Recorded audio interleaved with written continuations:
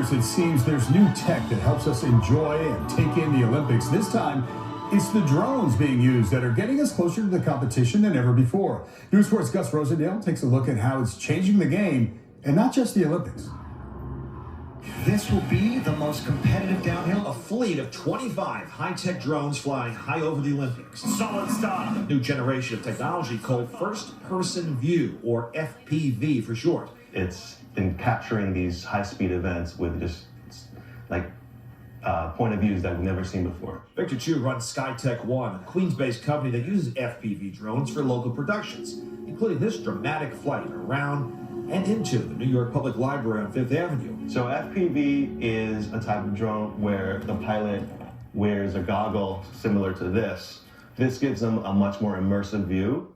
The drones at the games in Italy can cover vast distances at speeds of up to 75 miles per hour and beyond, live and broadcast quality versus traditional static camera shots. We've never seen the Olympics this way. Is that pretty safe to say? I agree 100%. 4 years ago, the technology wasn't there. A demonstration showing the agility of the technology, requiring precision flying skills and a steady stomach. You're going to have a first-person view. I tried the pilot's goggles with Victor at the controls. The experience was, as he said, immersive, but it also left me feeling a little unsteady. These drones can navigate, of course, a huge Olympic mountainside, but they can also make their way through a smaller New York City apartment. We got about 600 square feet here. You can see it can navigate all sorts of turns and bring action of any sort of type up close and personal.